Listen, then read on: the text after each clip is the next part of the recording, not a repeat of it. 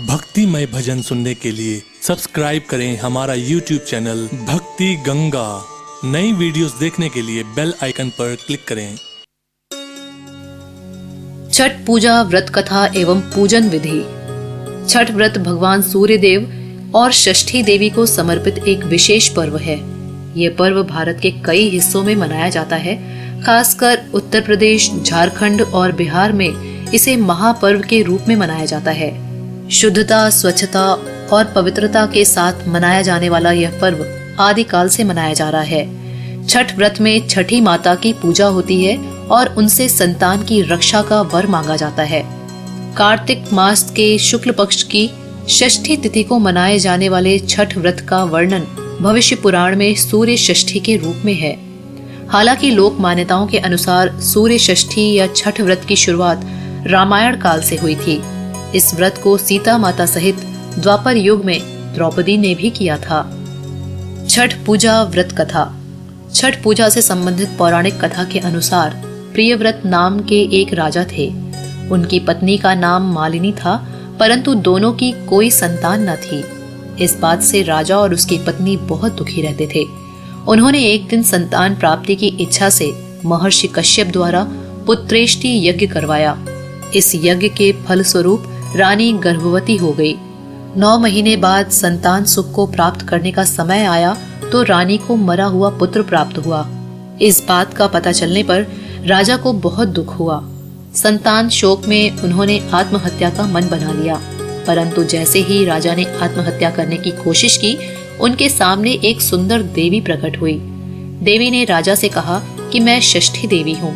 मैं लोगों को पुत्र का सौभाग्य प्रदान करती हूँ। इसके अलावा जो सच्चे भाव से मेरी पूजा करता है, मैं उसके सभी प्रकार के मनोरथ को पूर्ण कर देती हूँ। यदि तुम मेरी पूजा करोगे तो मैं तुम्हें पुत्र रत्न प्रदान करूंगी। देवी की बातों से प्रभावित होकर राजा ने उनकी आज्ञा का पालन किया। राजा और उनकी पत्नी ने कार्तिक शुक्ल की षष्ठी तिथि के दिन देवी षष्ठी की पूरे विधि विधान से पूजा की। इस पूजा के फलस्वरूप उन्हें एक सुंदर पुत्र की प्राप्ति हुई। तभी से छठ का पावन पर्व मनाया जाने लगा। छठ व्रत के संदर्भ में एक अन्य कथा के अनुसार जब पांडव अपना सारा राजपाट जुए में हार गए, तब द्रौपदी ने छठ व्रत रखा। इस व्रत के प्रभाव से उसकी मनोकामनाएं पूरी हुई तथा पांडवों को राजपाट वापस मिल गया। छठ पूजा का महत्व। भगवान सूर्य, जिन्हें आदित्य भी कहा जाता है, वास्तव में एकमात्र प्रत्यक्ष देवता हैं। इनकी रोशनी से ही प्रकृति में जीवन चक्र चलता है। इनकी किरणों से ही धरती में प्राण का संचार होता है और फल, फूल, अनाज, अंड और शुक्र का निर्माण होता है।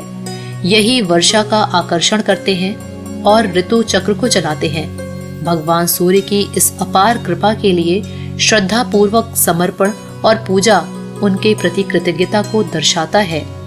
सूर्य षष्ठी या छठ व्रत इन्हीं आदित्य सूर्य भगवान को समर्पित है।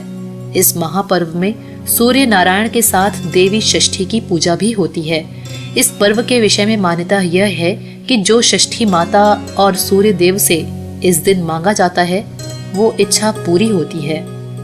छठ पूजा व्रत विधि। भगवान सूर्य देव और षष्ठी माता को समर्पित यह त्योहार पूरी सादगी, स्वच्छता और समर्पण से मनाया जाता है। इस व्रत को स्त्री और पुरुष दोनों ही समान रूप से करते हैं। छठ व्रत 4 दिनों तक चलता है। व्रत के पहले दिन यानी कि कार्तिक शुक्ल चतुर्थी को नहाए खाए होता है, जिसमें व्रती आत्म शुद्धि हेतु केवल अरवा खाते हैं। कार्तिक शुक्ल पंचमी के दिन लोहंडा और खरना होता है, यानी स्नान करके पूजा पाठ करके संध्या काल में गुड़ और नए चावल से खीर बनाकर फल और मिष्ठान से छठी माता की पूजा की जाती है। फिर व्रत करने वाली कुमारी कन्याओं को एवं ब्राह्मणों को भोजन करवाकर इसी खीर को प्रसाद के तौर पर खाते हैं। कार्तिक शुक्ल षष्ठी के दिन घर में पवित्रता एवं शुद्धता के साथ उत्तम पकवान बनाए जाते हैं। संध्या के समय पकवानों को बड़े बड़े बांस के डालों में भरकर जलाशय के निकट यानी नदी, तालाब, सरोवर पर ले जाया जाता है। इन जलाशयों में ईख का घर बनाकर उन पर दिया जलाया जाता है। व्रत करने वाले जल में स्नान कर इन डालों को उठाकर डूबते सूर्य एवं षष्ठी माता को अर्घ्य देते हैं। सूर्यास्त के पश्चात लोग अपने अपने घर वापस आ जाते हैं। रात भर जागरण किया जाता है।